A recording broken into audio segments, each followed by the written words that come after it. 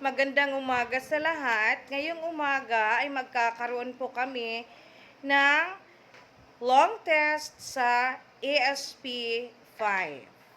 So, ito yung mga mukha ng aking mga estudyante sa Emerald kung may long test. Siguro, nakakabahan or ano kaya yung feeling nila ngayon?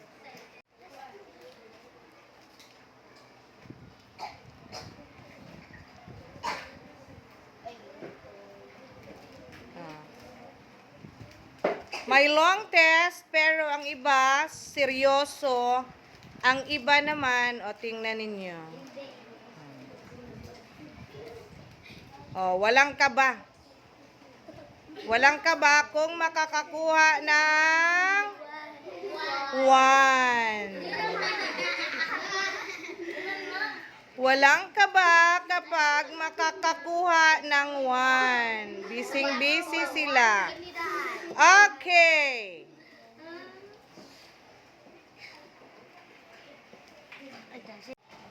Number 24. Maagang namalengke ang nanay mo. Nakita mong marumi ang mesa at may mga hugasing plato sa lababo. Ano ang pinakamainam mong gawin? A. Hayaan lamang at hintayin ang nanay mo na maghugas. B. Ligpitin ang nakakalat sa lamesa at hugasan ang mga plato. C. Magligpit ng iyong pinagkainan at hugasan ang ilang hugasin. D. Tawagin ang iyong nakababatang kapatid upang siya ang magligpit at maghugas.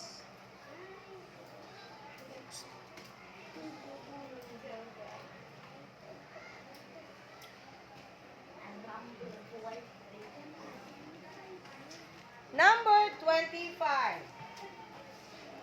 Iba-iba ang relihiyon ng ilan sa iyong mga kaibigan. Lahi-lahi mo religion. Minsan, kapag nag-uusap kayo, napapansin mo na magkakaiba ang iyong mga pananaw. Ano ang maaari mong gawin upang maiwasan ang hindi pagkakaunawaan? A. Pilitin na lang na ibahin ang paksa ng iyong usapan. B. Unawain ang mga sinasabi nilang kaiba sa iyong relihiyon. C. Huwag na lang intindihin ang kanilang sinasabi tungkol sa kanilang relihiyon. D.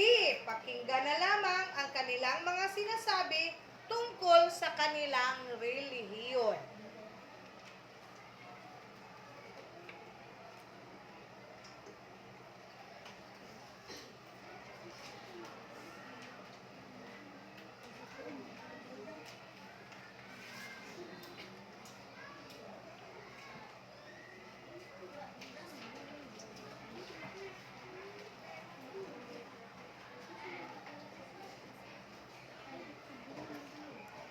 Number 26. Bilang isang bata, may taglay kang mga karapatan na dapat ay iyong tinatamasa. Alin sa sumusunod ang hindi maituturing na iyong karapatan? A. Wastong edukasyon. B. Sapat na pagkain. C. Maayos na trabaho. D. Proteksyon sa diskriminasyon. Number 27. Alin sa sumusunod ang hindi bahagi ng misyon ng United Nations Children's Fund or tinatawag nating UNICEF? A. Pangalagaan ang mga karapatan ng bata. B. Maging tagataguyod ng pag-aaral ng mga bata. C. Tumulong na makamtan ng mga bata ang batayang mga pangangailangan. D. Tumulong na mapalawak ang mga bata na maabot ang pinakamahusay na kakayahan.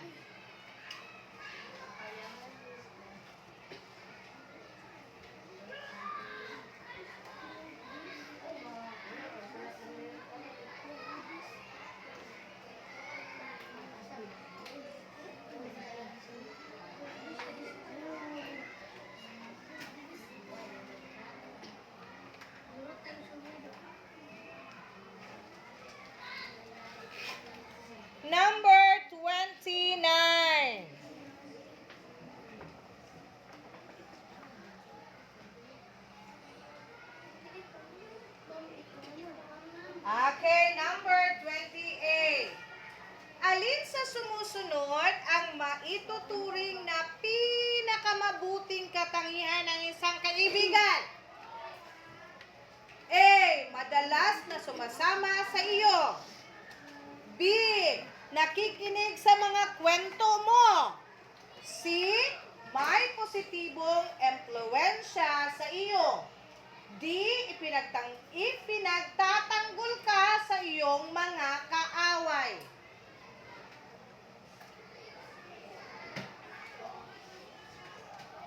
Number 29. Ang sumusunod ay mga halimbawa ng tradisyonal na media maliban sa isa. Ano ito? A. Pelikula. B. Radyo. C. Social media. D. Telebisyon.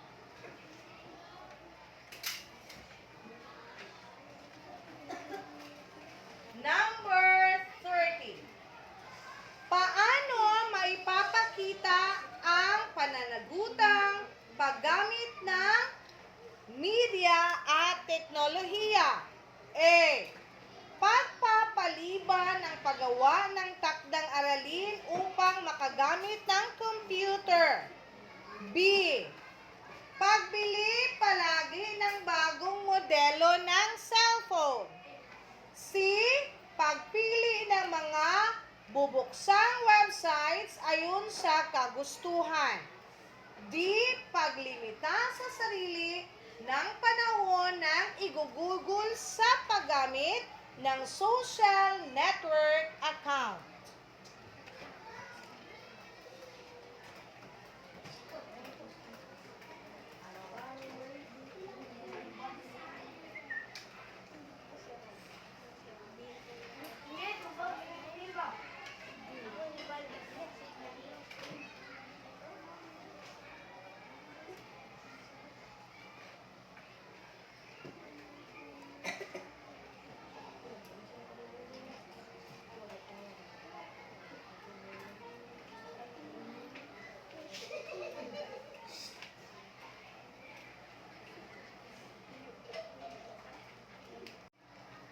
Number 46. Habang naglalakad pa uwi si Alden, nakita niya ang mga kaibigan na nagkipag-away sa mga taga-ibang barangay. Ano ang dapat niyang gawin para matulungan ang kanyang mga kaibigan? A. Hayaan na lamang sila dahil baka mapasama pa siya sa away nila. B. Hanapin ang mga magulang ng kalaro at isumbong ang nangyayari. C. Umuwi na lamang at ikwento sa magulang ang mga nangyari sa mga kaibigan. D. Tumawag ng maaring umawat at magpaliwanag na mali ang kanilang ginagawa.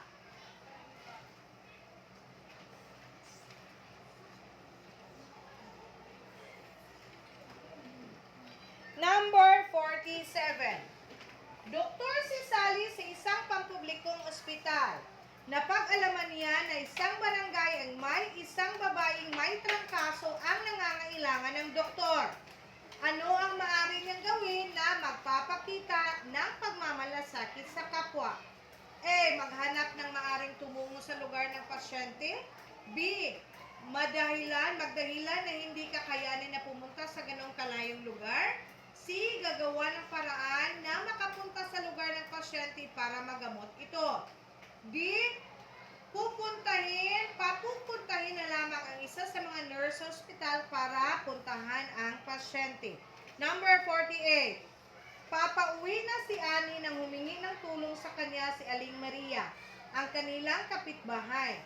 Kailangan ni Aling Maria ang magbabantay sa kanilang sanggol para makabilis siya ng gatas sa tindahan. Ano ang maaaring gawin ni Annie? A. Magkunwaring walang narinig. B. Magdahilang kailangang umuwi ng maaga. C. Malugod na tulungan si Aling Maria. D. Sabihin na sa iba na lang ang humingi ng tulong. Number 49. Paano maging maaaring maipakita at maipadama ang pananalig at pagmamahal sa Diyos ng bawat isa sa atin? A. Pag-iwas sa tuwing kakailanganin ng iyong tulong. B. Pagmamalasakit sa kalagayan ng kapwa at pagbibigay pag-asa sa kanila. C. Pagtatangging lumahok sa mga programang nakatutulong sa kapwa dahil sa pagod. D. Pagsasawalang bahala sa mga kailanganin ng kapwa na kaya mong tugunan. Last, number 50. Alin sa sumusunod ang nagpapakita ng pananampalataya sa Diyos? A. Pagtulong sa kapwa na may hinihintay na kapalit. B. Pagsasalita na masakit sa mga taong nakagalit. C. Pagkalimot sa mga taong nakatutulong sa iyong tagumpay sa buhay. D. Magkaroon ng oras para magdasal at magpasalamat sa mga biyaya. Okay, ball pens up.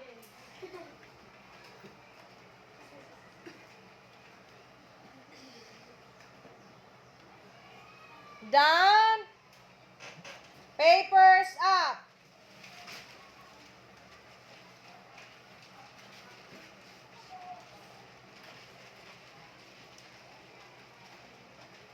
Down. Pass it to the front.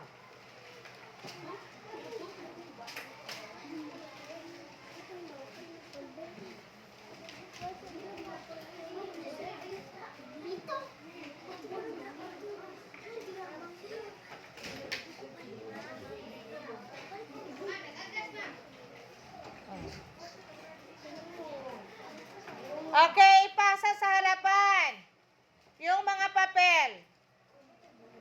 O, yung gustong magwiwi na.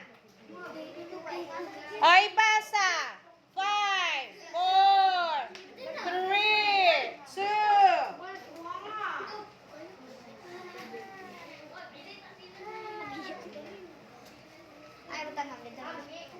2. Sa akin, ibigay sa akin.